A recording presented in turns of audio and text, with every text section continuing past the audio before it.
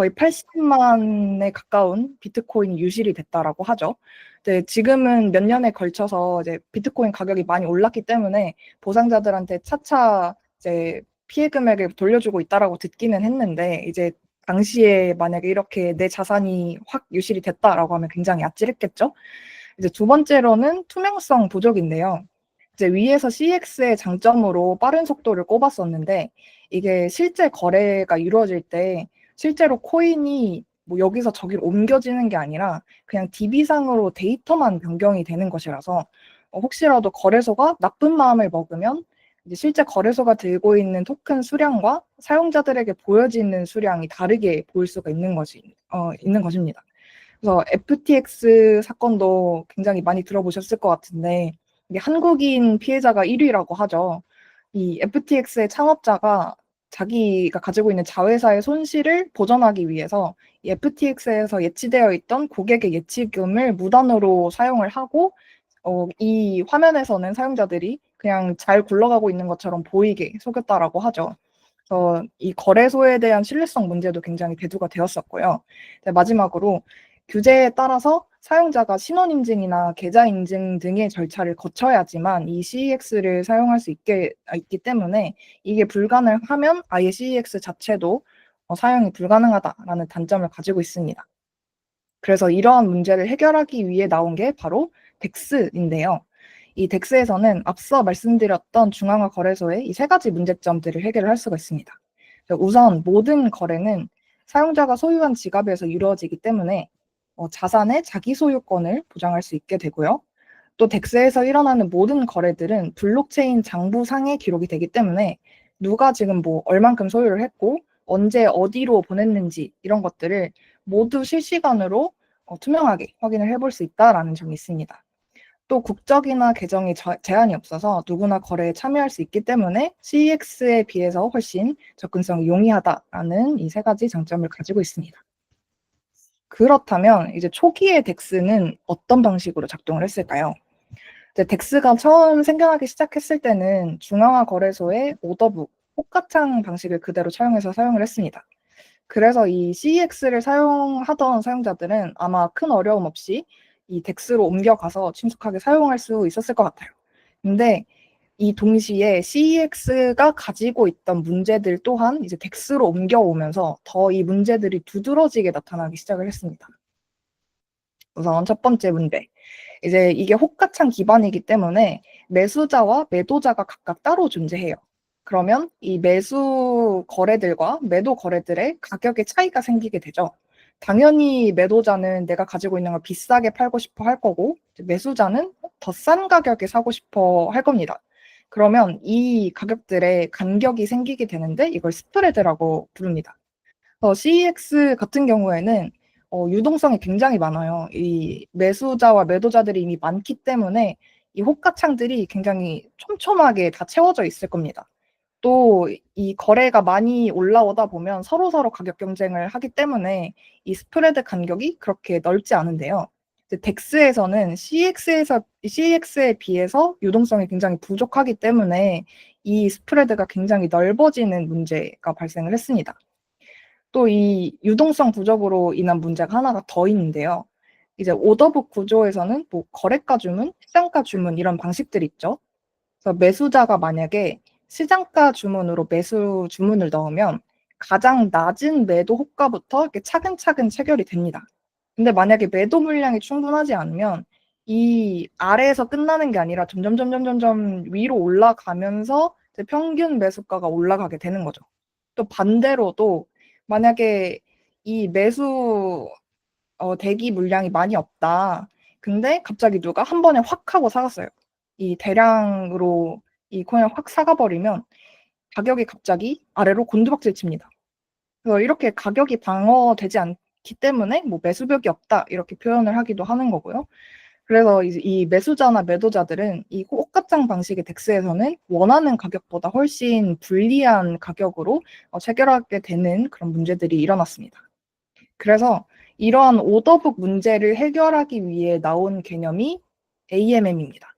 이거는 이제 덱스를 어느 정도 이제 공부를 해보신 분이라면 이제 한 번쯤은 들어보셨을 법한 개념인데, 자동화된 마켓 메이커라고 부르죠. 이 AMM은 컨트랙트에 예치된 유동성 풀을 기반으로 이제 자동으로 가격을 산정하는 방식이에요. 여기서 중요한 개념이 여기 풀과 유동성 이 두 가지인데요. 우선 풀은 직역하면 수영장입니다. 여기 수영장, 이 수영장에는 두 쌍의 토큰이 함께 예치되어서 들어가는데요. 여기 예시로는 이더와 USDC가 있죠. 이 유동성은 이 풀 안에 토큰이 얼마나 넉넉하게 채워져 있는지 이 물이라고 생각을 하시면 될 것 같아요. 이걸 뜻하는데 이 수영장에 만약에 물이 가득 채워져 있으면 그냥 우리가 찰박하고 쳐도 그렇게 물이 진동이 크지 않습니다. 근데 만약에 수영장에 물이 조금만 차 있다. 그러면은 아까와 같은 세기로 충격을 줘도 굉장히 크게 출렁이게 되겠죠. 유동성도 같은 이치로 작동을 합니다. 이 유동성 풀이 작동을 하기 위해서는 당연히 이 유동성을 채워주는 사람이 필요하겠죠. 이 유동성을 채워주는 사람을 유동성 공급자, 줄여서 LP라고 부르는데요. 이 LP는 풀에 해당하는 두 쌍의 토큰, 이 예시에서는 이더와 USDC겠죠. 이 두 쌍을 동시에 풀에다가 예치를 합니다. 그리고 이후에 이 풀을 통해서 거래자들이 거래를 하게 되면 거래자가 수수료를 지불하게 되는데요. 이걸 추후에 보상으로 돌려받는 구조로 되어 있습니다. 그러면 이제 이 구조에서 이 이더와 USDC의 가격이 어떻게 산정이 되느냐? 이게 바로 AMM의 핵심인데 가장 단순한 방식의 AMM으로 이 식이 있습니다. X 곱하기 Y는 K, 이 단순한 상수 곱 공식이 있는데요. 이 공식은 풀에 담긴 두 자산의 곱이 항상 일정하게 유지되도록 조정을 해줍니다. X 같은 경우에는 A 토큰의 수량이고요. Y는 B 토큰의 수량, 그리고 K는 항상 고정되어 있는 상수예요. 그래서 만약에 X가 줄어들었다. 그러면 Y가 늘어나는 거고요. Y가 줄어들었다. 그러면 X가 늘어나는 겁니다. 이렇게 이 비율이 바뀌면서 자동으로 가격이 조정이 되고 이 수요와 공급에 따라서 가격이 형성되는 효과를 만들어주는 게 이 AMM의 원리입니다. 앞서 말씀드렸던 이 오더북 기반의 슬리피지 이슈가 이제 AMM에서는 어떻게 완화되는지 보여주는 그래프인데요. 오더북 방식에서는 가격이 굉장히 불규칙한 계단 형식으로 되어 있죠. 근데 반면에 AMM 기반에서는 이 곡선 형태로 변경이 됩니다. 이 때문에 이제 물량을 샀을 때 이렇게 슬리피지가 확 하고 바뀌는 게 아니라 곡선 형태로 완화된 형태로 이제 슬리피지가 제공이 되기 때문에 최대한 이슈가 완화된다라고 볼 수도 있고 또 거래 전에 내가 그 거래할 만큼의 이제 슬리피지를 미리 계산을 해서 확인을 해볼 수 있다라는 장점도 있죠. 근데 그렇다고 해서 이 AMM으로 슬리피지 이슈가 완전하게 제거되지는 않습니다. 만약에 그 풀에 이더가 100개가 들어있는데 나보다 더 빠른 거래자가 99개의 이더를 사갔다라고 하면은 슬리피지가 갑자기 확 하고 커지겠죠. 그래서 이 슬리피지 이슈 완화를 위해서는 유동성 공급을 최대한 많이 늘리는 게 제일 좋은 방법이라고 할 수가 있습니다. 그러면 이 유동성 공급을 어떻게 늘리느냐? 공급자, 아까 말했던 LP가 최대한 많이 자신의 자산을 여기 예치를 해야겠죠? 그러려면 당연히 동시에 보상도 많이 돌아가야 합니다. 그래서 이 유동성 풀에서는 유동성 공급자가 자기가 제공한 유동성만큼의 지분을 가지고 있게 돼요. 그래서 이 지분만큼 다른 거래자들이 거래를 했을 때 나오는 수수료를 지분만큼 계산을 해서 더 많이 돌려받을 수 있는 방법으로 덱스의 유동성을 채우고 있습니다. 네, 지금부터는 이제 산수의 시간을 가져보도록 할 텐데요. 이제 가장 간단한 x 곱하기 y는 k 공식부터 살펴보도록 하겠습니다. 이제 만약에 초기에 이더 100개 그리고 USDC 10만 개가 들어가 있는 풀에서 내가 만약에 이더 1개를 사고 싶다라고 할 때 얼마의 USDC를 넣어야 하는가를 계산을 하는 건데요. 굉장히 간단합니다. 저희가 이 K 값은 고정값이기 때문에 이미 알고 있죠. 그리고 X 이 100개에서 1개를 사갔기 때문에 99개라는 숫자를 저희가 알 수 있습니다. 그러면 이 K와 X를 사용을 해서 K 나누기 X를 하면 Y 값이 나오게 되는 거죠. 그럼 이게 거래 후에 이 풀에 있어야 하는 Y의 개수가 됩니다. 그러면 여기 10만 개에서 10만 1010개가 되어야 하는 거죠. 그러면 결과적으로 사용자는 이 한 개의 이더를 얻기 위해서 1010 USDC를 지불해야 됩니다. 원래는 이렇게 간단하게만 그냥 AMM을 짚고 넘어갈까 했는데 이제 오늘은 딥다이브니까요. V3 버전도 한번 계산을 해보려고 합니다. 이제 V2와 V3의 계산의 차이는 이제 V2까지는 단일상수곡 AMM인 이 X 곱하기 Y는 K 공식, 이 간단한 공식만을 사용을 했는데 V3에서는 좀 더 정교한 AMM 모델이 도입이 돼요. 그래서 뒤에 이제 유니스와 발전사 쪽에서 좀 더 자세하게 다루겠지만 이제 V3에서는 concentrated liquidity라고 해가지고 집중형 유동성이라는 게 있습니다. 그래서 원래 V2 같은 경우에는 이 LP가 유동성을 집어넣으면 이렇게 고르게 유동성이 펼쳐지게 되는데요. V3에서는 내가 원하는 가격 구간에 더 많은 유동성을 예치를 할 수가 있습니다. 그러면은 당연하게도 이제 사람들이 많이 거래하는 쪽에 유동성이 더 많이 몰리게 되겠죠. 이제 결과적으로는 자본 효율성도 많이 올라가게 됩니다. 그래서 이 V2와 V3의 경우, 이제 같은 유동성을 가지고 있는 V2와 V3의 경우의 슬리피지를 한번 계산을 해봤는데요. 이제 V2의 경우에는 아까 얘기했던 것처럼 앞서 계산했던 것처럼 이제 1010.1 USDC를 지불하게 됐죠. 1.01%의 슬리피지가 발생한 거라고 볼 수 있습니다. 근데 이제 V3인 경우에는 이제 여러 가지로 생각을 할 수가 있는데요. 이제 원하는 곳에다가 유동성을 집중해서 예치를 할 수 있다라고 했잖아요.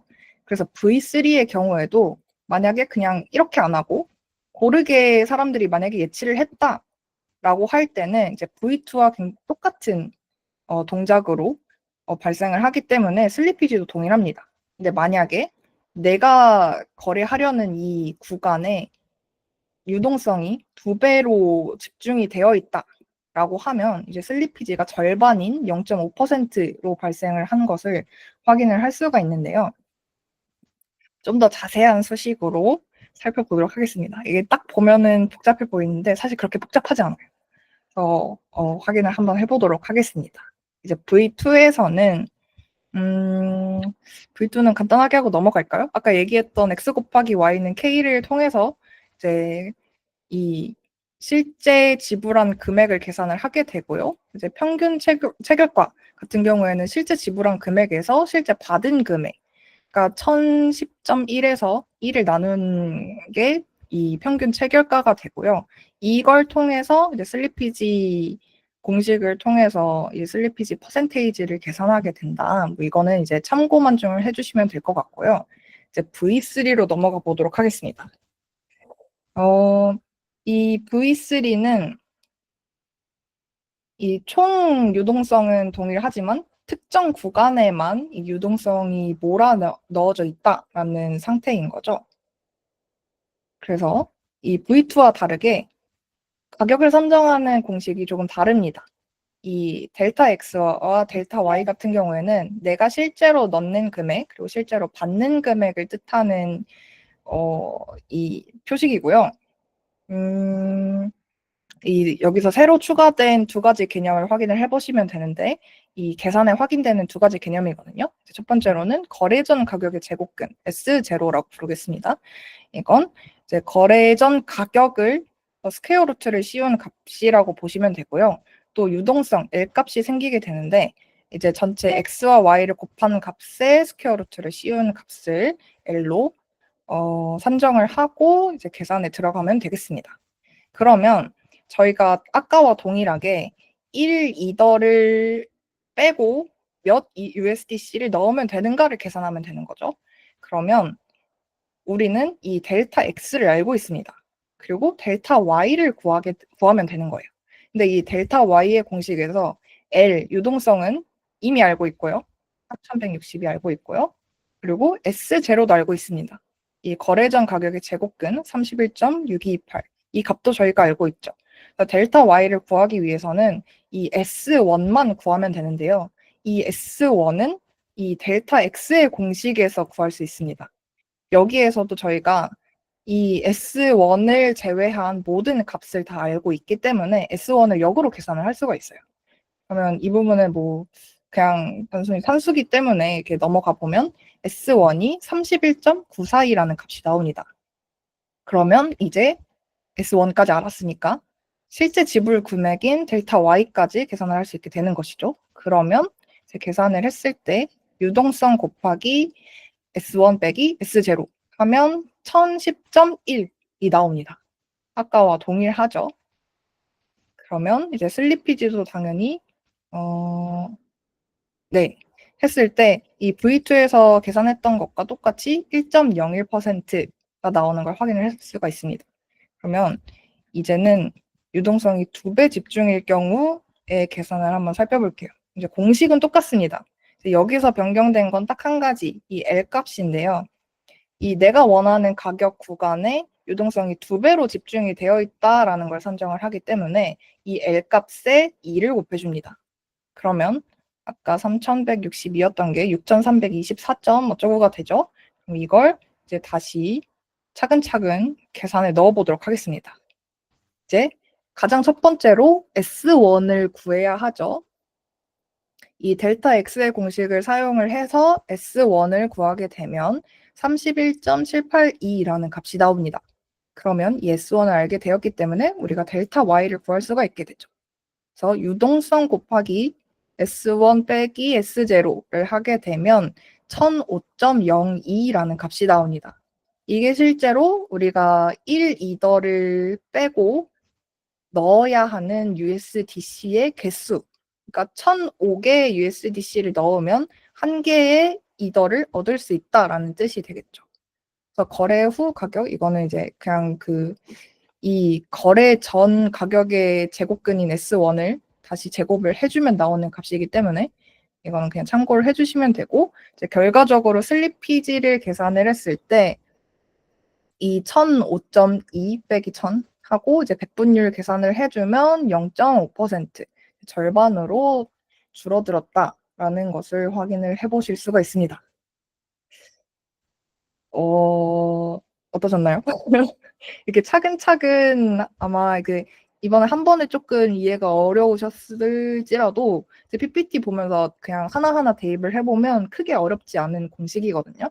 그래서 이 V3가 이런 식으로 운영이 되기 때문에 사람들 거래가 많은 그 가격 구간에서는 훨씬 더 저렴한 그리고 작은 슬리피지로 사람들이 더 거래를 할 수 있다라는 걸로 이제 이해를 해주시면 될 것 같습니다.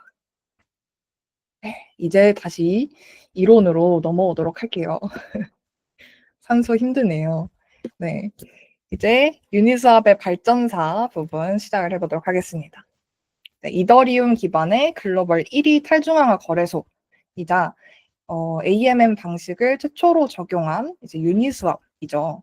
이제 이 유니스왑의 발전사에 대해 버전별로 저희가 차근차근 알아보도록 할 텐데요. 이제 가장 첫 번째 V1입니다. 2018년에 나왔는데요. 이 V1은 가장 초기에 고안했던 그 단순 산수 방식 X 곱하기 Y는 K, 이 AMM 방식을 온체인에 구현되게 하는 게 목표였습니다. 다만 이때는 아직 이 ERC20이랑 이더 전용 풀만 지원이 가능했는데요. 그러다 보니까 이 예시처럼 만약에 내가 다이 토큰을 넣고 USDC 토큰을 돌려받고 싶다라고 할 때 이 무조건 2번을 거쳐가야 했습니다. 이 다이를 주고 이더로 바꾼 다음에 이더를 주고 USDC를 받는 거래, 이 2번이 발생을 하게 되는 것이죠. 그렇다 보니까 당연히 가스비도 많이 들고 이 트랜잭션도 많이 거치다 보니까 굉장히 느린 효율적인 거래 방식이었다라고 볼 수가 있습니다. 그래서 이 버전 2에서는 이더의 경유가 필요가 없는 ERC20만의 풀을 추가를 했습니다. 이 ERC20과 ERC20 이 수합이 가능한 풀을 추가가 된 건데요. 이 각 거래쌍마다 별도로 풀이 생성이 되고 각각의 풀에서 수합을 실행하는 방식이에요. 이때 LP는 가격 구간 전체에다가 유동성을 공급을 하게 되는데 아까 말씀드렸던 것처럼 이 수영장 물이 그냥 이렇게 평평하게 있는 상태인 거죠. 근데 실제로 사람들이 주로 거래하는 대역은 이 정도입니다. 그러면 이제 나머지 그다음 위에 있는 대역과 아래에 있는 대역은 사실 거래가 거의 일어나지 않습니다. 상당 부분이 실제로 사용이 되지 않는 거죠. 그래서 극히 일부에서 이 부분에서만 LP들이 수수료를 벌 수가 있고요. 혹시나 이게 부족해졌을 경우에 이제 트레이더들도 이 높은 슬리피지, 이쪽 대역에서 거래를 할 경우에는 높은 슬리피지를 감수를 하면서 거래를 해야 한다라는 한계점을 지니고 있습니다. 그래서 나온 게 V3죠. 앞에서도 예습했던 Concentrated Liquidity, 이 집중형 유동성인데요. 이 Concentrated Liquidity에서는 LP가 원하는 가격 구간을 설정을 해서 직접 지정을 해서 유동성을 제공할 수가 있습니다. 이게 V2의 유동성이었다면 V3에서는 가장 많이 거래되는 이 부분에 집중을 해서 유동성을 제공을 할 수 있게 되는 것이죠. 그래서 예를 들어서 뭐 이더나 다이풀에서는 뭐 1000이나 2000 구간에 $100 예치하고 뭐 1500에서 1750 구간에 뭐 $50 예치하고 이런 식으로 여기서 거래 많이 되겠는데 싶은 곳에다가 이제 내 자산을 나눠서 예치할 수 있다라는 것이죠. 그래서 뭐 특정 가격 구간에서 더 많은 유동성을 제공을 하게 되면서 이제 자본 효율성이 크게 개선이 되고 또 적은 자금, 내가 LP들도 가지고 있는 자금이 한정적이잖아요. 근데 이걸 가지고 V2에 비해서 V3에서는 더 많은 거래 수수료 수익을 얻을 수 있게 됩니다. 그리고 이제 더불어서 멀티플 P티어라는 게 V3에 도입이 됐는데요. V2까지는 이 수수료가 0.3%가 고정으로 지정이 되어 있었습니다. 근데 이제 V3부터는 이제 0.05, 0.3, 1%뭐 이렇게 다양한 수수료 구간이 선택이 가능하게 되는데요. 이 토큰들도 다 각자 특성이 가지고 있잖아요. 스테이블 코인 같은 경우에는 그 거래 가격 변동이 크지 않습니다. 거의 일정하게 유지가 되고 이제 뭐 다른 알트코인 같은 경우에는 가격 차이가 굉장히 변동성이 큰데 이걸 이제 원하는 수수료 구간으로 맞춰서 이제 풀을 만들 수 있게 되는 것이죠. 그래서 예를 들어서 이 동일 자산 성격의 페어, 뭐 USDC나 다이 같은 경우에는 굉장히 리스크가 적은 페어죠. 이런 경우에는 낮은 수수료 티어, 뭐 0.01에서 0.05 정도 되는 티어를 설정을 할 수 있는 거고요. 이더나 다이 같은 일반적인 페어에서는 0.3%, 그리고 굉장히 익숙하지 않은 고위험 자산 페어 같은 경우에는 1.0%의 티어, 뭐 이런 식으로 저희가 지정을 해서 그 풀을 생성을 할 수 있게 되는 겁니다. 이거는 이제 그냥 추가적으로 나오는 건데 V2까지는 유동성을 예치를 하면 그거에 관한 지분으로 LP 토큰을 돌려받았습니다. 여기 이 LP 토큰이 V2까지는 ERC20으로 된 토큰이었는데요. 그러니까 개수로만 지정이 돼서 지분 권리를 행사할 수 있는 ERC 토큰이었는데 V3부터는 이 지분이 NFT로 변경이 되었습니다. 그래서 이 가격 구간이나 예치 자산량 같은 것들이 다 정보가 들어가 있는 NFT 형태로 변경이 되었다라는 점 참고를 해주시면 되겠고요. 이 V3에서도 좀 큰 한계점이 있습니다. 원래 V2까지는 만약에 BTC와 이더 풀을 만든다라고 하면 이거 한 개만 사용을 하면 됐거든요. 근데 여기서 이 멀티플 피 티어가 나오게 되면서 각 티어별로 풀을 각각 가지고 있어야 된다라는 단점이 생긴 거죠. 그러니까 토큰 쌍마다도 생겨야 되고 이 티어별로도 풀이 생겨야 되다 보니까 이 토큰 쌍이 늘어날수록 풀 컨트랙트 개수가 기하급수적으로 증가를 했습니다. 이에 따라서 당연히 관리나 최적화도 어렵고요. 또 이 유동성이 다 분배가 되어 있기 때문에 최적의 경로 탐색을 해야 할 때 트랜잭션이 굉장히 복잡해지는 문제가 생겼습니다. 뭐 또 수업에 만약에 이 토큰 A나 B의 풀이 없으면 이제 아까 그 원대처럼 이 중간에 토큰을 또 거쳐가야 되는 이러한 문제도 생기고 그렇다 보니 이제 실패 리스크나 가스비도 같이 증가를 했다. V3에서는 이러한 한계점을 가지고 있고요. 그래서 또 나온 게 V4입니다. V4 같은 경우에는 아마 올해 초에 이제 배포가 돼서 메인넷에서 쓰이고 있다라고 제가 알고 있는데, 이제 가장 큰 특징으로는 여기 싱글톤 아키텍처입니다. 단일 컨트랙트 구조인데, 이제 직전에 얘기했던 V3의 그 한계점을 보완할 수 있는 구조라고 생각을 하시면 될 것 같습니다. 이제 모든 풀을 하나의 싱글톤 컨트랙트에서 담아서 효율적으로 관리를 하기 때문에 이 풀 생성 비용도 당연히 절감이 되고요. 이 코드도 이제 각각 그 풀에 필요한 이런 코드도 한 곳에서 재사용이 되기 때문에 훨씬 효율적이다라고 보실 수가 있습니다. 그리고 이제 두 번째로는 플래시 어카운팅. 이거는 이제 트랜지언트 스토리지라고 하는데, 원래는 이제 토큰이 뭐 이동을 하거나 뭔가 계산을 하거나 할 때 실제 스토리지에다가 다 저장을 했었습니다. 그러다 보니까 굉장히 많은 데이터를 사용을 하게 되는데, 이런 중간 변화 같은 걸 이 트랜지언트 스토리지, 임시 저장소라는 곳에 저장을 시키는 걸로 이제 변경을 한 겁니다. 그래서 이 중간에 있는 것들은 하나의 트랜잭션이 진행이 될 때까지만 이 트랜지언트 스토리지에 들어가 있다가 이제 트랜잭션이 끝나면 비워지는, 그리고 최종 결과만 이 중요한 결과들만 이 저장이 되는 그런 구조로 변하게 되는 것이죠. 그래서 불필요한 토큰 이동이나 계산 같은 것들이 제거가 되고, 이제 기존 스토리지 대비 가스 비용도 대폭 감소하는 효과를 볼 수가 있습니다. 그것도 뭐 추가적으로 네이티브 이더를 지원을 한다고 해요. 사실 제가 V4 코드까지는 오늘 이렇게 살펴보지를 못해가지고 어떤 식으로 진행되는지 저도 좀 궁금하긴 한데, 네이티브 이더도 이렇게 랩핑 없이 진행을 한다고 합니다. 이것도 이제 랩핑을 한번 하는 작업을 없앤 거기 때문에 당연히 가스비 감소나 이런 효과들이 있겠죠. 또 커다란 특징 중에 하나가 이 훅스입니다.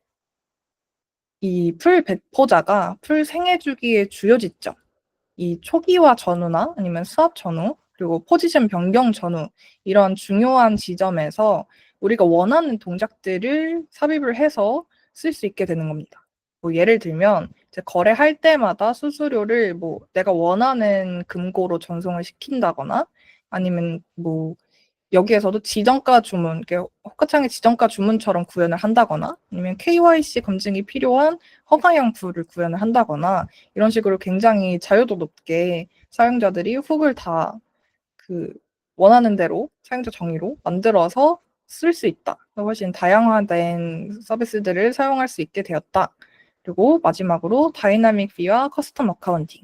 이 기존 V3에서는 AMM 수학이 고정이 되어서 제한적이었다고 해요. 근데 이제 V4에서는 이 AMM 공식도 개발자가 새롭게 직접 구현이 가능하다고 합니다. 이 부분은 사실 저도 어떤 식으로 뭐 수학적 모델을 만들어서 구현이 되는 건지 예시를 한번 찾아보면 좋을 텐데, 아무튼 이런 식으로 좀 더 사용자, 그러니까 개발자들도 더 다양한 덱스를 만들 수 있게 되고 사용자들도 더 편하게 쓸 수 있게 이게 대거 업데이트 된 게 V4다라고 생각을 하시면 될 것 같습니다. 네.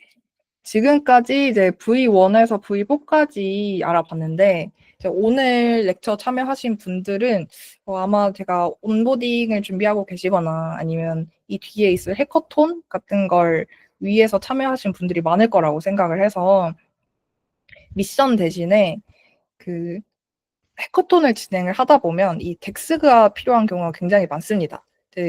원래 그 체인 생태계에 있는 덱스를 가져다 쓸 수 있는 경우면 가장 좋지만, 그렇지 않는 경우에는 내가 직접 덱스를 개발해 봐야 되는 그런 경우가 생길 수도 있거든요. 그래서 오늘은 이 V3의 공식 오픈 소스를 한번 조금 분석을 해보면서 나중에 덱스를 만들 때 이런 거 가져다 쓰면 되겠다라고 조금 이제 이해해 볼 수 있는 시간을 한번 가져보려고 해요.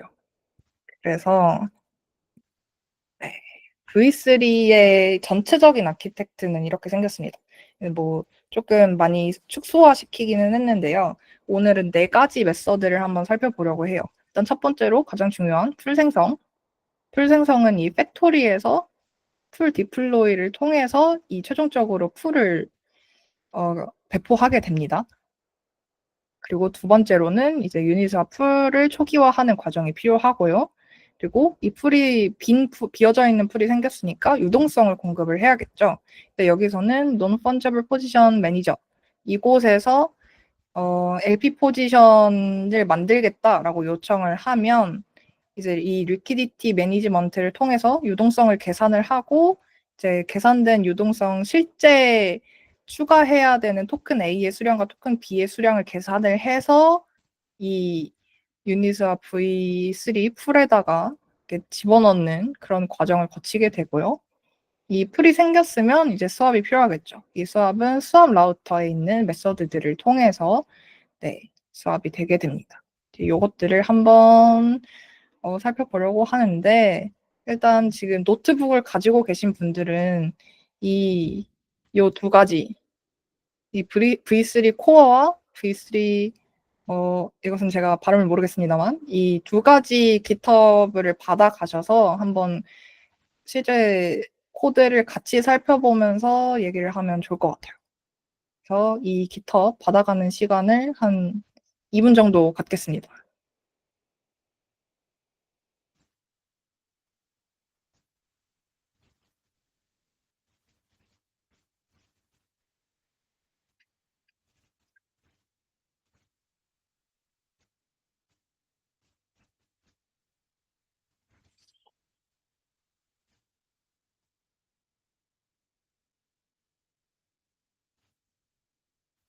오늘 노트북이 따로 없으신 분들은 2분 동안 쉬는 시간이다 생각하시고 멍을 때려주시면 됩니다.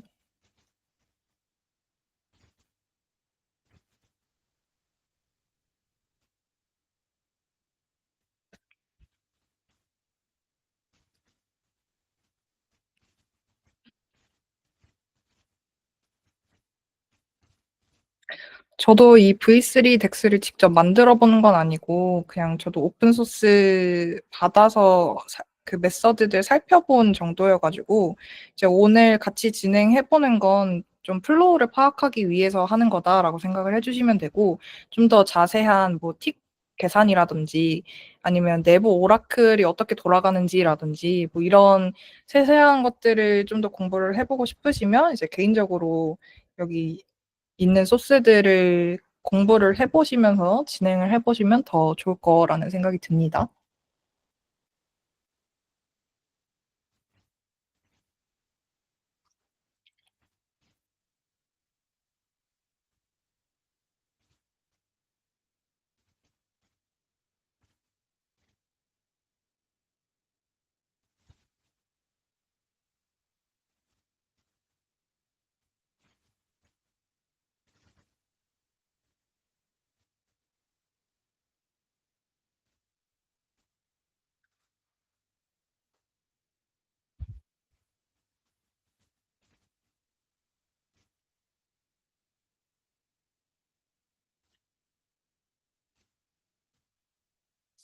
네, 14분이네요.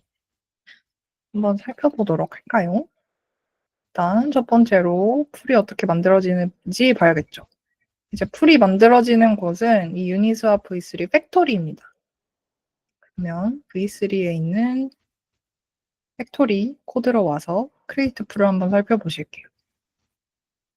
풀을 만들 때 필요한 인자는 세 가지인데요. 이제 어떤 토큰이 들어갈지, 토큰 A와 토큰 B의 주소, 그리고 이 V3에서는 티어를 정할 수 있다고 했죠. 0.05, 뭐 0.3, 1% 이렇게 정할 수 있는데 그 B를 넣는 곳이 여기입니다.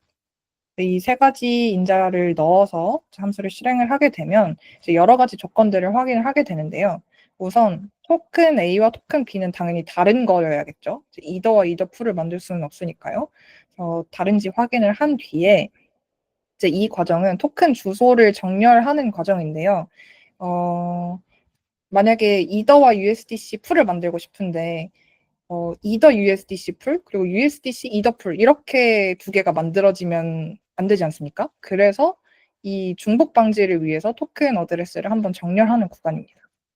그래서 정렬을 해주고 이제 토큰 주소가 혹시 0의 주소는 아닌지 확인을 해준 다음에 이 fee amount tick spacing 이 부분은 이제 fee를 받아온다고 했죠. 0.05나 0.3이나 1 값을 받아오게 되면 해당하는 tick spacing 크기 20, 20, 60, 200 이 값을 받아오게 됩니다.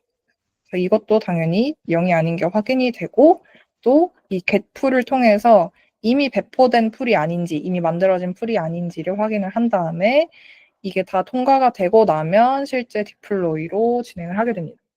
이 디플로이는 유니스와 V3 풀 디플로이어.soul에 있는 디플로이를 사용을 하게 되는데요. 이제 여기서 넘어온 임자값들 있죠. 팩토리의 주소 그리고 뭐 그 토큰의 주소와 fee 그리고 계산한 틱 스페이싱 이런 것들을 파라미터 값으로 미리 글로벌로 저장을 시켜 놓습니다. 그런 다음에 이 새롭게 유니스와 V3 풀을 만들게 되는데 이때 여기에 들어가는 솔트 값이 무엇이냐? 이 풀을 만들 때 이 create2라는 메서드를 통해서 컨트랙트를 배포를 하게 되는데요. 그러면 이 안에 들어가는 값이 무엇인지에 따라서 고정된 컨트랙트 주소가 나오게 됩니다. 그래서 이 값이 항상 동일하다라고 하면 항상 동일한 주소가 나오게끔 그렇게 만들어주는 거고요. 그래서 중복 방지를 위해서 이렇게 사용을 하는 거라고 생각을 하시면 됩니다. 그러면 이 유니스와 V3 풀이 배포가 되겠죠. 그러면 유니스와 V3로 넘어와서 배포가 됐을 때 가장 먼저 실행되는 생성자 함수를 보겠습니다. 뭐 간단합니다. 이제 파라미터에서 아까 넣었던 값들 받아오고요. 틱 스페이싱 값 조정을 해놓은 다음에 요거를 계산을 하는데 이제 틱 간격에 따라서 한 틱에 허용 가능한 최대 유동성을 계산한다라고 하죠. 이 보시면은 틱이 이렇게 생겼다라고 생각을 하시면 됩니다. 그냥 유동성을 다 고르게 깔아놨을 때는 이런 예쁜 곡선이 만들어지는데 V3에서 티어를 다르게 유동성을 제공하는 경우에는 이렇게 틱별로 나눠져요. 그래서 구간을 다 나눠서 이 안에 원하는 만큼 유동성을 제공을 하게 되는데 이것도 상한 하한이 있어서 이것도 계산하는 방식이 있는 것이죠. 뭐 이런 식으로 된다. 라고 생각을 하시면 됩니다. 그러면은 이제 디플로이는 끝났죠. 그럼 이제 두 번째 초기화 진행을 해보도록 하겠습니다. 항상 풀을 사용을 하려면 최초에 여기 아니죠. 유니스와 V3 풀에서 이니셜라이즈를 진행을 해보도록 하겠습니다. 초기화를 할 때는 무엇이 필요하느냐? 이 스퀘어 루트 프라이스 곱하기 96. 이게 뭐냐면은 아까 계속 그 계산할 때 사용했던 S0가 기억이 나시나요? 그 최초 가격의 제곱근 값입니다. 이 최초 가격의 제곱근 값을 넣는 건 초기 풀을 생성을 할 때, 그러니까 초기화를 진행을 할 때 가장 맨 처음에 가격을 어떻게 설정하고 싶으냐 하는 값을 여기에 넣게 되는 거고요. 이 값을 통해서 가장 근접한 틱을 자동으로 계산을 해옵니다. 그런 다음에 이제 V3 같은 경우에는 그 내장된 오라클이 있다고 해요. 이제 뭐 가격 변동이나 가격 평균이나 이런 걸 계산할 수 있는 내장 오라클이 있는데 이것도 이제 에러 방지를 위해서 한번 초기화를 시켜주고 그 다음에 풀 상태 이 슬롯 값을 초기화를 시켜줍니다. 이 슬롯 값 안에는 이 최초 가격 그리고 계산된 가장 근접한 팁 그리고 오라클에 관한 내용 그리고 B 프로토콜 최초에는 0으로 초기화가 되네요. 이런 식으로 풀을 초기화시켜서 깨끗하게 만들어 놓는다. 이렇게 생각을 하시면 되고 이제 세 번째로 넘어가도록 하겠습니다. 유동성 공급을 해야죠. 유동성 공급은 이 Non-Fungible Position Manager 안에 있는 민트에서 시작을 합니다. 이거는 V3 코어가 아니라 여기에 있습니다. 제가 아직도 발음을 몰라서 이 안에서 Non-Fungible Position Manager 안으로 들어오게 되면 이 민트 함수가 있습니다. 민트 함수를 실행을 할 때 플러스 값으로 무엇을 가져오느냐 유동성 공급에 필요한 값들을 다 파라미터 값에 넣어서 들고 오게 되는데요. 뭐 토큰 두 개가 뭐냐, B는 뭘로 설정이 돼 있냐, 그리고 유동성 추가한 다음에 그 아까 말했던 NFT 지분 확인할 수 있는 NFT 누가 받을 거냐, 뭐 뭐 틱 하한선과 상한선은 몇이냐, 개수는 얼마 넣고 싶으냐 이런 것들을 다 이제 파란스 값으로 넣어서 레드 리퀴디티를 실행을 하게 됩니다. 그러면 레드 리퀴디티 안에서는 가장 먼저 이 여기에 있는 값들 있죠. 토큰 0과 토큰 1, B. 이게 아까 우리가 풀을 생성할 때 넣었던 솔트 값입니다. 어디였죠? 네. 여기에 넣을 때 이제 토큰 0과 1과 B에 대한 값으로 솔트를 만들어서 넣었었죠. 이 값을 통해서 풀의 주소를 불러올 수 있습니다. 그러면 이 주소를 통해서 해당하는 풀을 불러오게 되고요. 그러면 이 풀에 지정되어 있는 슬롯, 아까 초기화했던 그 슬롯에 이제 초기의 가격이 들어가 있죠. 이 초기의 가격을 불러오고, 이틱 하한선과 상한선을 통해서 이 틱 범위에서 시작하는 가격과 끝에 해당하는 가격, 이런 것들도 다 계산을 해옵니다. 그런 다음에 이 리퀴디티 어마운트 안에 있는 이 get liquidity for amount 하는 메서드를 실행을 하게 되는데요. 이때 보내는 값으로는 이제 최초 가격, 그리고 이제 틱 범위 안에 있는 가격, 그리고 사용자가 넣고 싶은, 그러니까 확정된 토큰의 양이 아니고요. 넣고 싶어 하는 수량입니다. 이것들을 전부 다 인자값으로 넣어서 이 get liquidity for amount를 실행을 하게 됩니다. 네. 그러면은 이제 결론적으로 이제 여기서 어찌저찌 계산을 해가지고 이 유동성 개수를 반환받게 되어요. 그러면 이 반환받은 리퀴디티 값으로 풀에서 실제 민트를 실행을 하게 됩니다. 그러면 다시 풀로 넘어가야겠죠? 이제 민트 함수로 넘어왔습니다. 그러면 이제 인자값으로 전달받은 게 이 리시피언트, 유동성 공급자의 주소, 그리고 가격 하한, 가격 상한, 그리고 공급할 유동성의 양, 이거를 가져와서 이제 포지션을 수정을 해줍니다.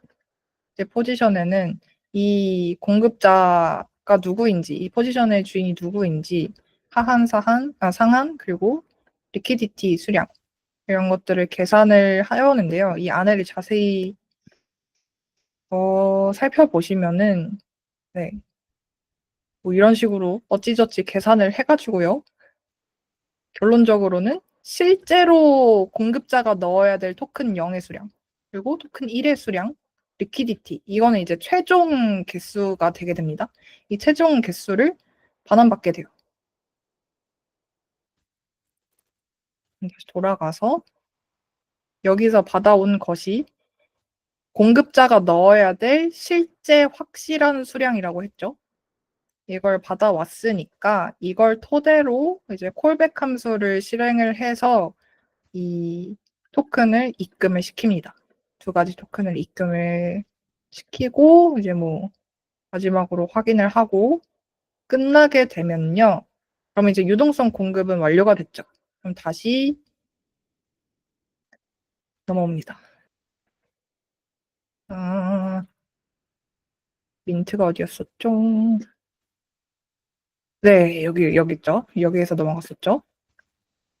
그러면 이제 그 풀에서 계산됐던 유동성량, 그리고 토큰 0과 토큰 1의 수량, 그리고 어떤 풀인지 이런 확정된 값들을 다 받아오고요. 이게 유동성 공급이 확인이 됐으면 여기서 NFT가 민팅이 됩니다. 그러면 아까 봤던 이 공급자한테 NFT가 민팅이 되게 되고요. 네. 뭐 이러저러한 과정을 거쳐서 이제 포지션도 수정을 해줍니다. 이제 최종 결정된 값으로 수정을 해줘야겠죠? 그렇게 되면 이제 민트가 마무리되는 수순. 네. 제가 좀 더 자세하게 이제 공부를 해서 전달을 해드렸으면 좋았을 텐데, 일단 이제 전체적으로 살펴봤을 때는 이런 플로우로 유동성 공급이 진행이 된다라고 이제 참고만 해주시고, 마지막으로 가겠습니다. 마지막 수합해야죠. 수업은 이제 수업 라우터에 있는 수업 중에 골라서 진행을 하면 됩니다. 이제 수업은 뭐 종류가 여러 개가 있는데요. 그 인풋 값을 지정을 해서 넣는 경우가 있고 아웃풋 값, 내가 받고 싶은 값을 고정을 시켜서 하는 경우가 있는데 제일 간단한 걸로 인풋 값을 지정을 해서 진행을 하는 걸로 하겠습니다. 뭐 예를 들면 내가 1 이더를 넣으면 몇 USDC를 받느냐 이거를 이제 계산하는 수학 함수가 실행이 되는 것이죠. 그래서 이 amount out 내가 exact input internal 이 안에 있는 그 내가 1 이더를 넣었을 때 어떻게 계산이 되는지에 대한 함수를 실행을 하게 되는데요. 입금하는 이더의 수량 그리고 내 주소 그리고 가격 제한 이거는 이제 슬리피지겠죠. 내가 너무 슬리피지가 차이가 나면 리버트를 시켜야 되기 때문에 이 가격 제한까지 걸어서 이 input internal 함수를 실행을 하게 됩니다. 그러면은 이 리시피언트 주소가 제대로 되어 있는지 확인을 하고 이 풀에 있는 정보를 가지고 옵니다. 넣을 토큰 주소와 나올 토큰 주소 그리고 B가 어떻게 설정이 되어 있는지 확인을 한 다음에 이제 이거는 이제 주소별로 이제 또 정렬을 하는 거죠. 그러니까 수압이 뭘 넣고 뭘 뺄 것이냐를 정렬을 하는 게 굉장히 중요해서 이걸 확인을 한 다음에 풀의 수압으로 넘어가네요. 이때는 네, 위에서 받아왔던 이 값들을 넣어서 수압을 진행을 하게 됩니다. 그러면은 이 수압이 여기 있는 수압인가요? 네, 풀에 있는 수압을 진행을 하게 되네요. 그러면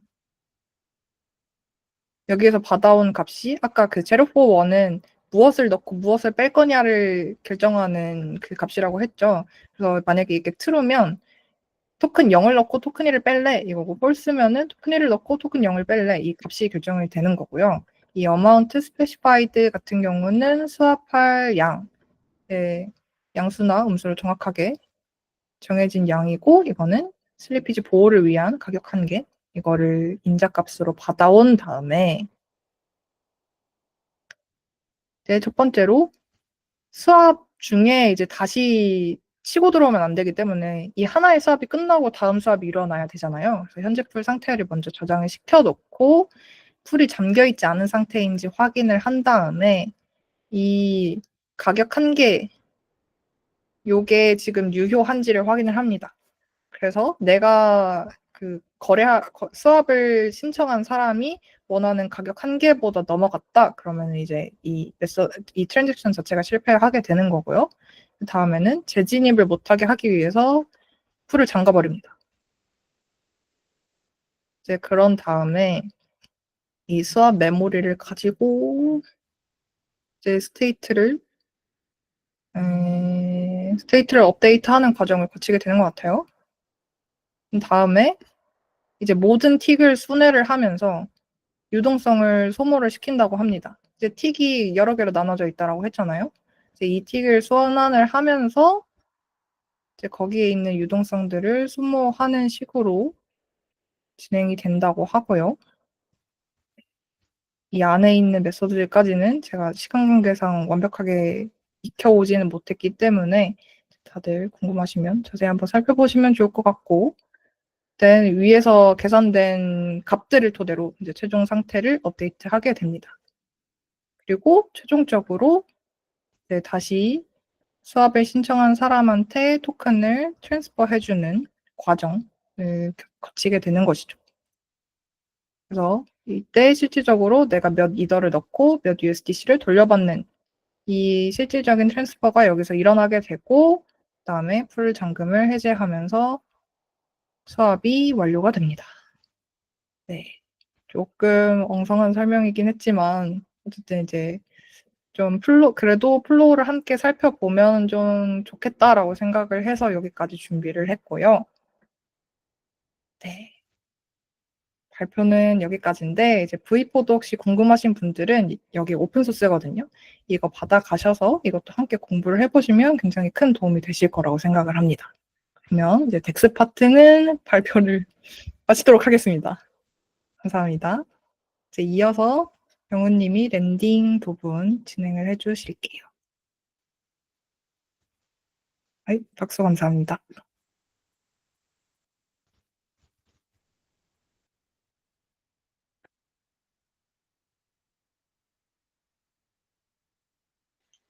네, 여러분, 다음 강의가 이어지기 전에 잠시 여러분 이제 많이 모였으니까 다시 한번 안내 한번 드리도록 하겠습니다.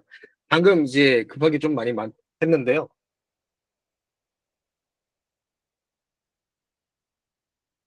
네, 어, 다시.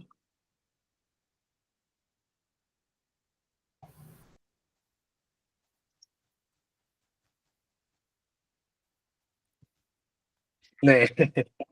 아, 오늘과 같이 매주 오늘과 같이 매주 수요일 이렇게 온라인 렉처 진행하고 있고요. 그래서 이어서 9월 22일 날 아이디어톤, 누구나 가볍게 참여할 수 있는 정말 정말 가벼운, 일단 와서 밥 먹고 떠들고 놀다가 가도 괜찮은 그런 아이디어톤 9월 22일 날 크리디코인이 준비를 하고 있고요. 그리고 10월에 이제 11월에 있을 해코톤을 위한 오프라인 워크샵을 준비 중이에요. 그래서 여러분들 시간이 되시면은 와주시면 괜찮을 것 같고, 그 다음에 25년 11월 크레딧코인 문샷 유니버스 이제 해코톤을 진행을 하거든요.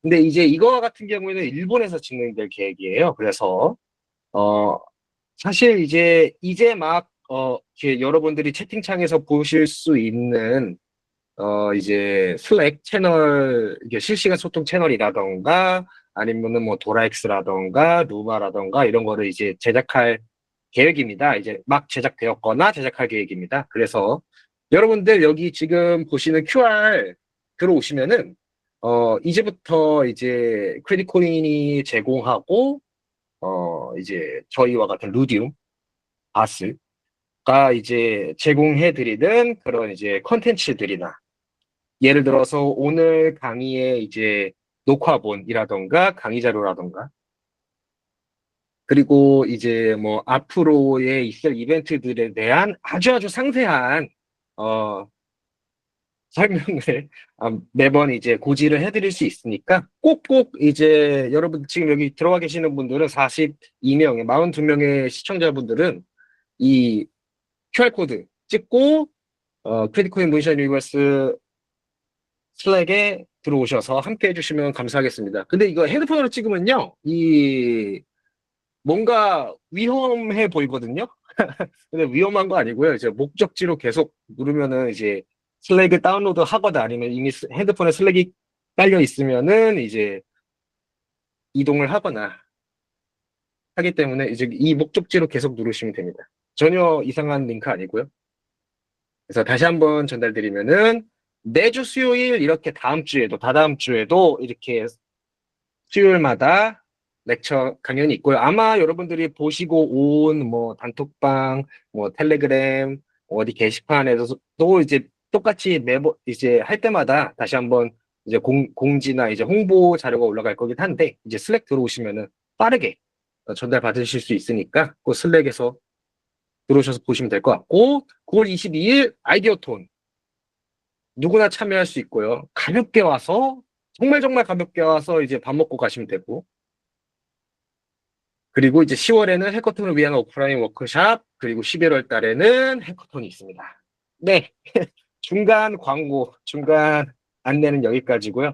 이 다음에는 이제 이제 강연이 이어지도록 하겠습니다. 감사합니다.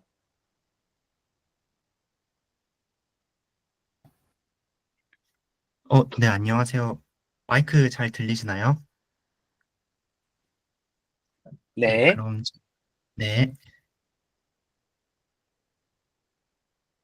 잘 들리는 걸로 이제 이해하고 발표를 시작하겠습니다. 담임님께서 앞에서 덱스에 대해서 잘 발표해 주셨는데요. 저는 본 발표에서 랜딩에 대해서 발표를 하려고 합니다. 본 발표는, 아까 아이디어 톤과 같이 뭔가 딥하게 아닌 그냥 간단하게, 어, 개념, 그런 아이디어 통해 활용될 수 있는 간단한 개념들을 이번 발표에서 발표해 보려고 합니다. 그래서 목차는 먼저 랜딩에 대한 개념부터 시작해서 랜딩과 관련된 프로토콜, 그리고 랜딩을 이용할 때 기타 뭐 인터레스트 베어링 토큰 아니면 뭐 금리 모델에 대한 관련 개념을 소개하고, 그리고 그 랜딩은 유동성이 중요하거든요. 그래서 유동성과 관련된 브릿지와 뭐 리퀴디티에 대해서 발표를 시작하려고 합니다. 네, 먼저 디파이란 무엇일까요? 잘 아시다시피 디파이는 Decentralized Finance의 약자로 중앙 관리자 없이 블록체인 위에서 동작하는 파이낸스 서비스들을 말합니다. 즉 이제 블록체인 위에서 동작하기 때문에 스마트 컨트랙트 기반이겠죠. 그래서 이제 스마트 컨트랙트 기반으로 기존에 있는 여러 금융 서비스들 많이 있지 않습니까? 은행에 가면은 뭐 대출도 있고, 뭐 업비트와 같이 뭐 캑스 같은 거래소도 있고, 그런 비슷한 금융 서비스들을 블록체인 위에서 스마트 컨트랙트 기반으로 파이낸스 서비스들을 운영하는 것을 말합니다. 그래서 실제로 현재 디파이에서는 덱스, 랜딩, 스테이블 코인, 뭐 일드 파밍, 뭐 인슈어런스 같은 서비스들이 개발되고 이제 운영이 되고 있습니다. 그 외에 여러 가지 현재는 이렇게 되어 있지만 다양하게 이런 개념들이 발견되고 운영되고 있습니다. 네, 잠시만요. 이게 요거.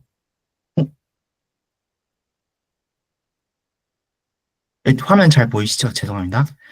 네, 그래서 블록체인 이제 랜딩은 스마트 컨트랙 기반 탈중앙 대출 서비스인데요.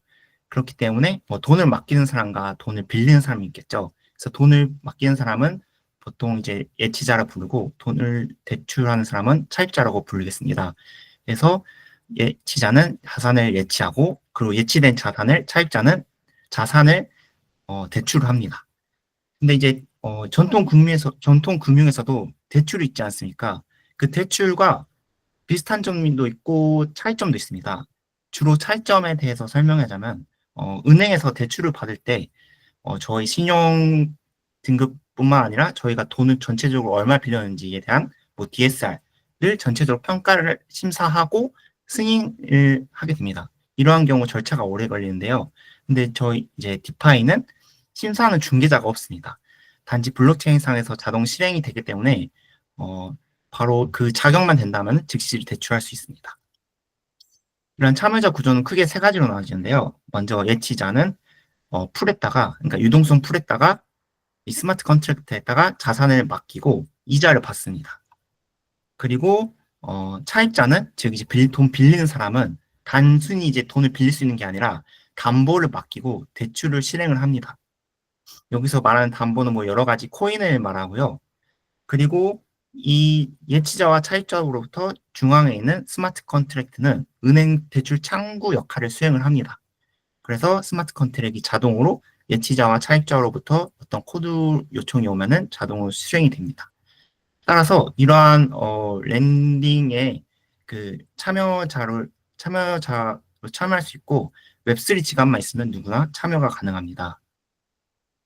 근데 이 랜딩은 아시다시피 블록체인 위에서 동작하지 않다고 말씀을 드렸잖아요. 그렇기 때문에 모든 트랜잭션 내용과 규칙들이 블록체인에 이 사진과 같이 기록되어 있습니다. 그렇게 누가 대출 받았고, 뭐 인출을 했고 그런 것들을 확인하고 열람하고 검증이 가능하다는 장점이 있습니다. 그 이제 랜딩에 대해서 알아보는데요. 이제 랜딩에 대한 대표 프로토콜 에이브가 있습니다.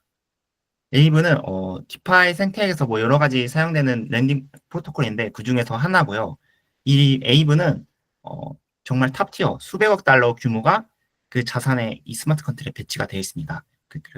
그렇기 때문에 에이브 랜딩 풀에 많은 돈이 예치되었기 때문에 많은 사람들이 이 프로토콜을 이용을 하고 있고요. 이 에이브 서비스에 가보시면은 토탈 서플라이드가 있는데 예치된 자산, 이 에이브의 총 이 코인들이 이 풀에 맡겨진 코인들이 얼마나 맡겨져 있는지도 확인할 수 있고, 그리고 이 예치된 자산을 맡길 때 돈 얼마 정도 이율을 받을 수 있는지에 대한 것도 알 수 있고요. 그리고 만약에 빌린다라고 하면은 이 빌려진 총 액수를 확인할 수 있고, 만약에 내가 빌린다라고 하면은 그 빌린 대출에 대한 빌릴 때 그 빌릴 대출에 대한 이자도 확인할 수 있습니다. 이 에이브의 주요 특징은 뭐 자산 뿐만 아니라 플래시론이라는 게 있는데요. 이 플래시론은 담보 없이 하나의 트랜잭션에 자산을 대출하고 상환할 수 있는 대출 기능입니다.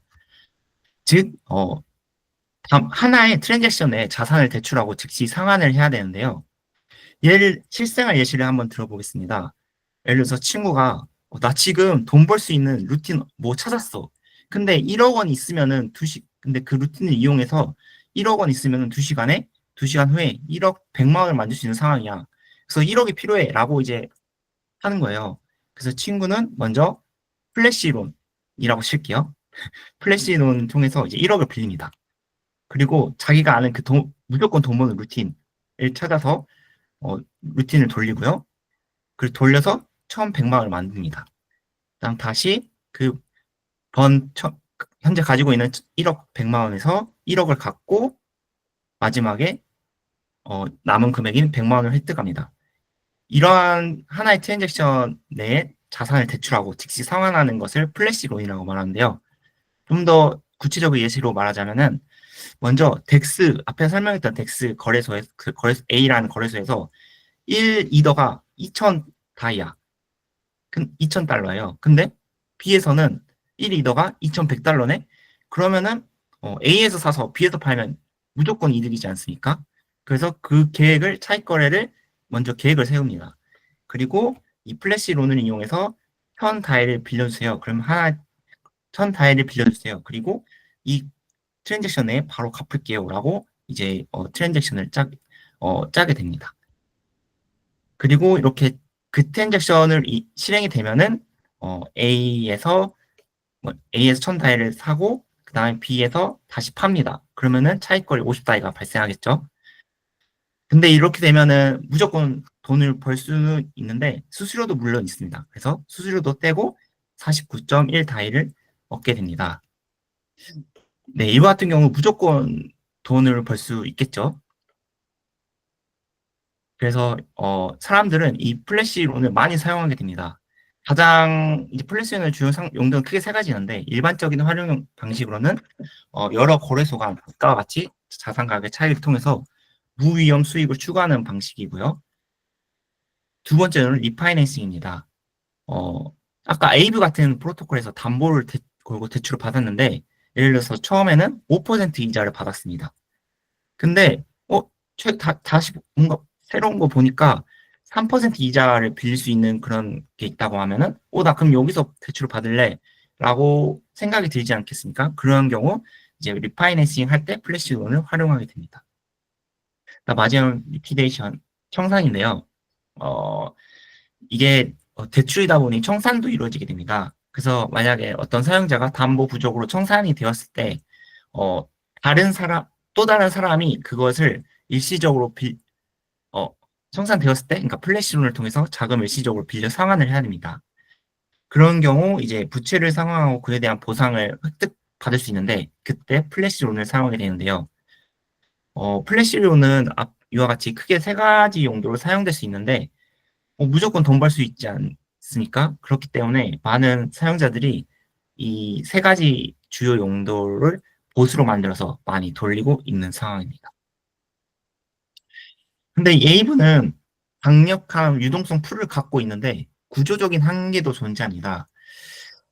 이제 예치자가 받을 수 있는 이자와 차입자가 차입자가 내야 되는 그 이자가 유동성 풀과 그 모델 이용률에 맞춰지는 구조인데요.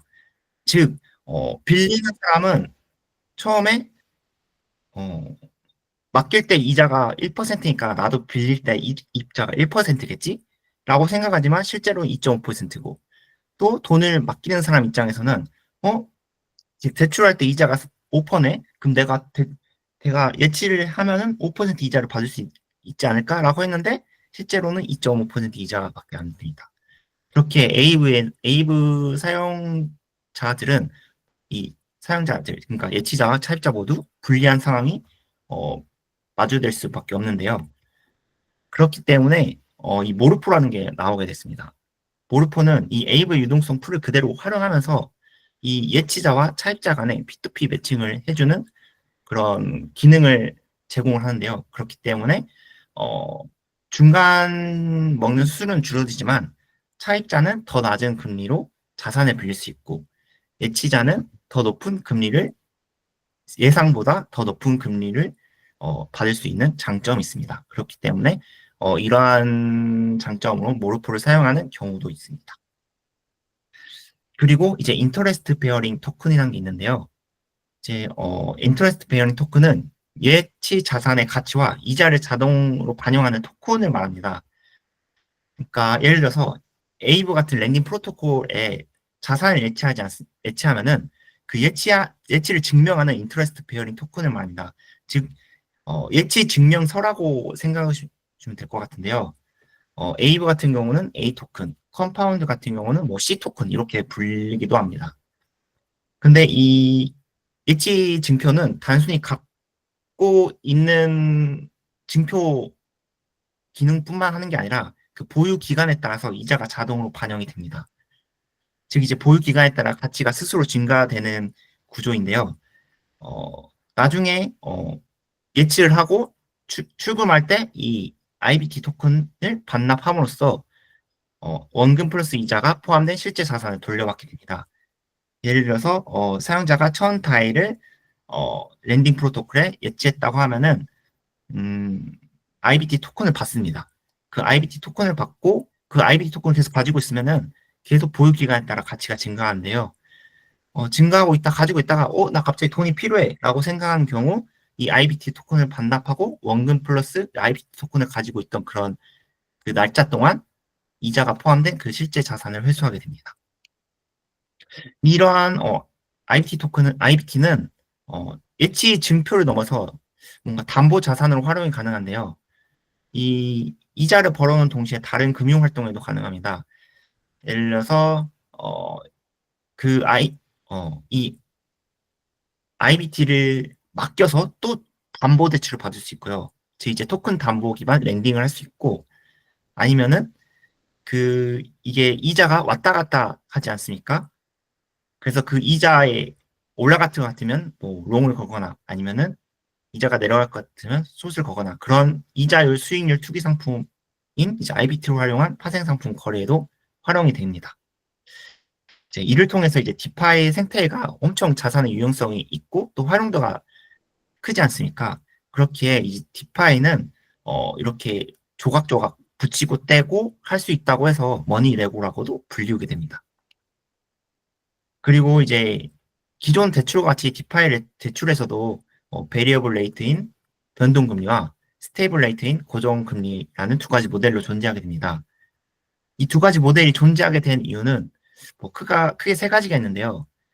예를 들어서 고정금리인데 금리가 낮아요. 그럼 사람들은 다 그렇게 그 금리를 통해 랜딩에다가 돈을 다 빌리겠죠. 그렇게 되면은 그 랜딩에 있는 돈이 다 바닥나게 됩니다. 그렇기 때문에 무조건 변동금리가 있어야 되고요. 수요 공급을 위해서. 또 그리고 만약에 나는 돈이 오래 필요해. 나는 금리가 높지만 돈이 오래 필요해. 같은 경우는 이제 장기 고정금리 사용할 것 같고. 근데 나는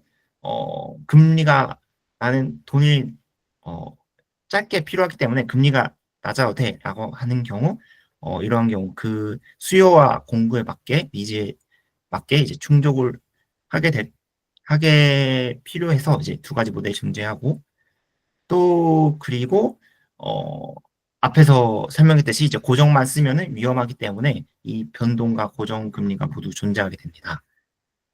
그렇기 때문에 이거 같은 경우 이제 유동성과 결국 관련이 있는데요.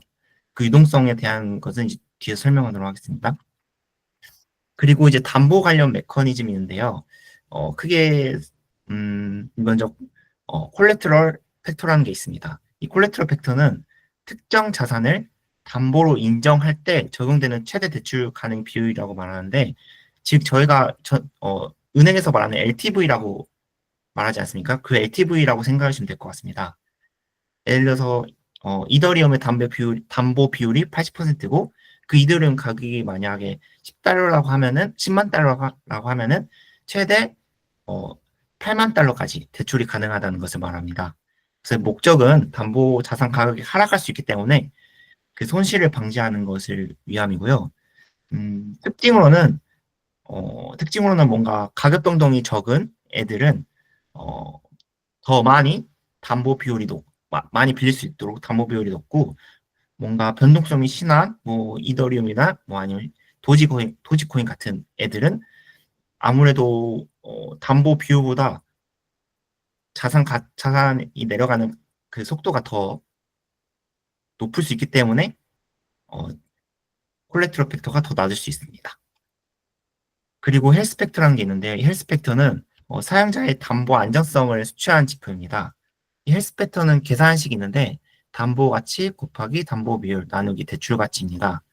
여기서 말하는 담보 가치라는 거는 콜렉트럴 밸류를 말하고 담보 비율은 콜렉트럴 팩터 LTV를 말하고 그리고 대출 가치는 borrow value 즉 빌린 자산의 가치를 말합니다. 한번 예시를 들어보자면은 현재 뭐 업비트의 이더리움 시장 가격이 3,000달러다. 그리고 현재 이 랜딩에서 담보 비율이 LTV가 80%다. 그리고 나는 여기서 600달러만 빌리겠다라고 하면은 그 현재 헬스 팩터가 4.0이고 1.0 이상 경우 안전하고 1.0 미만에는 불안전, 즉 위험한 상태입니다. 현재 계산된 헬스 팩터는 4.0이기 때문에 안전하겠죠. 그리고 이 담보 가치가 일정 기준 이하 떨어졌을 때 강제 상환하고 담보를 처분하는 과정인데 그 과정을 리퀴데이션이라고 합니다. 여기서 말하는 청산자는 빚을 대신 갚아주는 일을 말하고 여기서 말하는 보상은 리퀴데이션 페널티 기반으로 그 담보된 할인된 가격을 매수하는 것을 말합니다.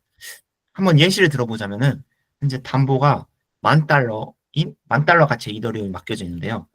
근데 이거를 LTV 80%총 영끌해서 8,000달러를 받았다고 해봅시다.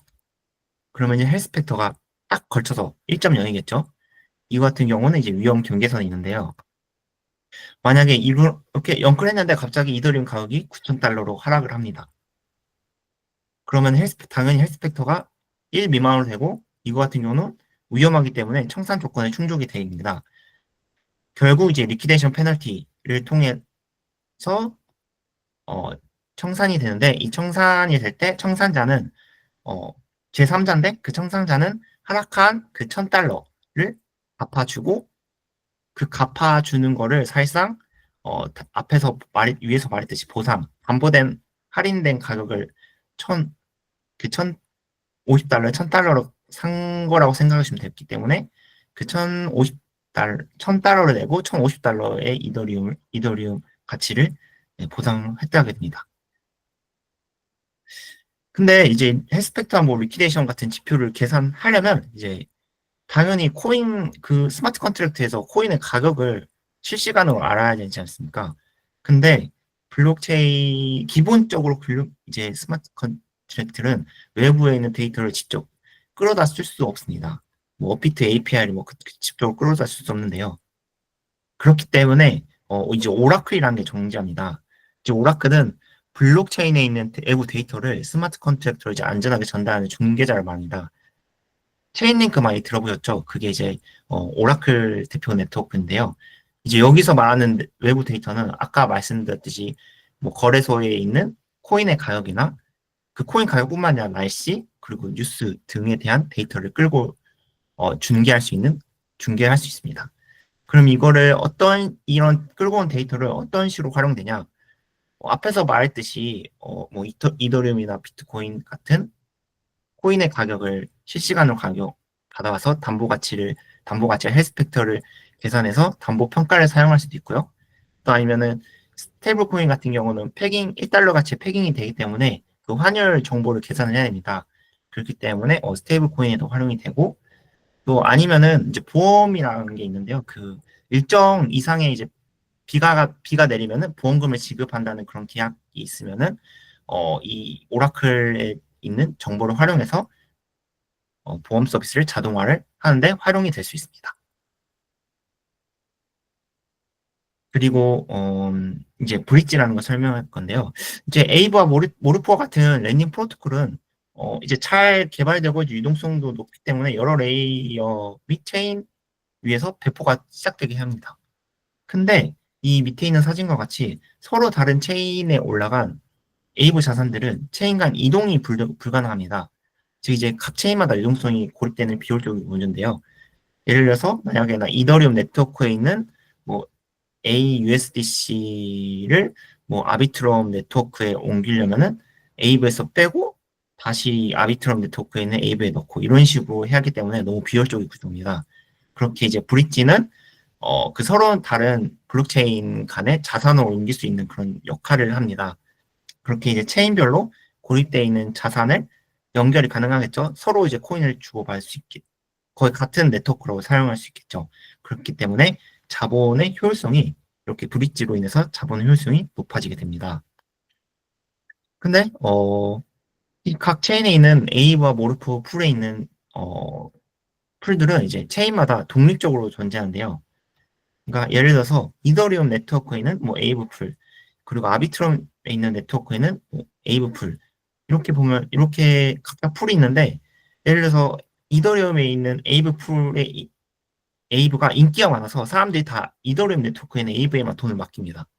그러면은 이더리움에 있는 풀에 있는 금리가 내려가고 반면 다 유동성이 이더리움 네트워크로 있는 이더리움 네트워크에 있는 에이브에 옮겨졌기 때문에 아비트럼 네트워크에 있는 에이브 풀은 부족하기 때문에 금리가 올라가게 됩니다. 그렇기 때문에 이제 체인마다 유동성이 이렇게 딱 단절돼 있으면은 서로 간의 금리 차이가 높이 심해지게 되고 결국 전체 생태계 차원에서 자본 비율이 계속 발생하게 됩니다. 그렇게 이제 멀티체인 리퀴디티가 나오게 되는데요. 이제 멀티체인 리퀴디티는 여러 체인에 이제 흩어져 있는 그 유동성을 하나로 연결해 마치 단일 풀처럼 작동하는 그런 구조를 말하고요. 근데 만약에 이더리움 네트워크에 있는 단순히 이렇게 그림처럼 쉽게 된 게 아니라 유동성이 부족하게 되면은 다른 체인의 그 여유분을 끌어와서 자동으로 맞춰주는 기능이고, 즉 이제 사용자는 뭔가 이더리움 네트워크에 있는 에이브, 뭐 바이오스에 있는 네트워크에 있는 에이브의 뭐 네트워크를 신경 쓰지 않고 다양한 네트워크에서 동일하게 대출 및 예치를 할 수 있습니다. 결국 이제 두 체인 간의 이동성 차이는 줄어들어서 즉 인기도가 비슷해지죠. 그런 경우 이제 금리도 서로 균형을 찾아가기 때문에 사용자는 더 안정적인 서비스를 이제 이용을 할 수 있게 되게 됩니다. 네, 랜딩에 대한 관련 기본 개념은 여기까지로 발표를 준비해 보았습니다. 네, 감사합니다.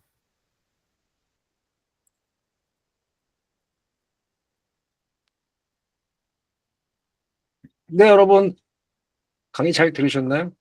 많은 분들이 오늘 강의를 듣고, 오늘 앞부분에는 이제 유니스왑이라던가 그런 것들에 대한 강의를 했었고, 뒷부분에는 이제 랜딩에 대한 부분을 강의를 해봤는데요. 다시 한번 말씀드리지만 매주 수요일 날 이렇게 온라인 렉처 진행하고 있고요. 9월 22일 뭐였죠? 오프라인으로 이제 아이디어톤 진행될 예정이고 그 뒤에 이제 10월 달 중에 이제 해커톤을 위한 오프라인 워크숍이 열릴 예정이고 11월 8일 예정인데요. 일본에서 이제 크레디코인 해커톤이 이제 진행될 예정이니까 많은 관심 가져주시고 바쁘다 바빠 현대사회 네. 잠시만요.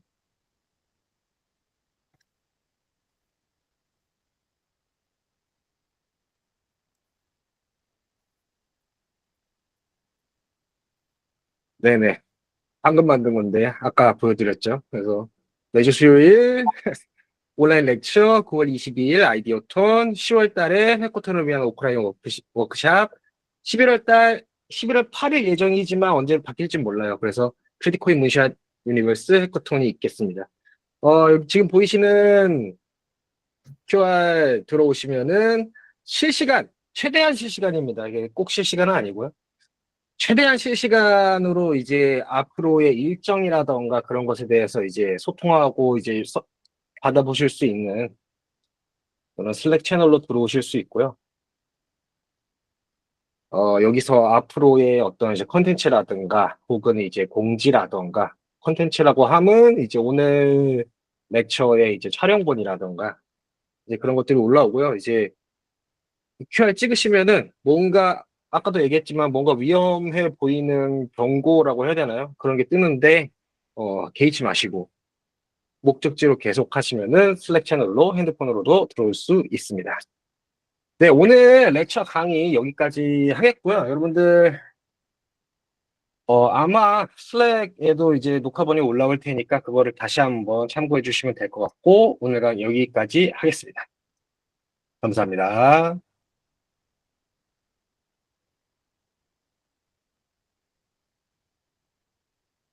여러분 슬랙 꼭 들어오세요.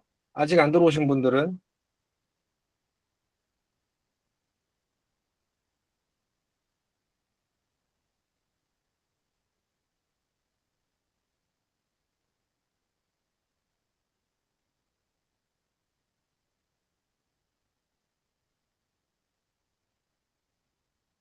아직 계신 분들은 제가 이제 내보내 드리도록 하겠습니다.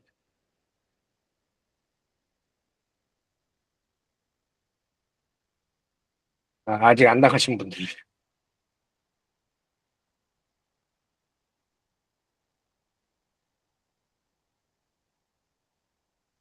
고생하셨습니다. 여러분 슬랙 들어오세요.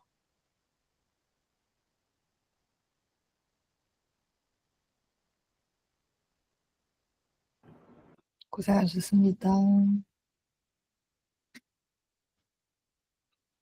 끝? 나가면 되나요?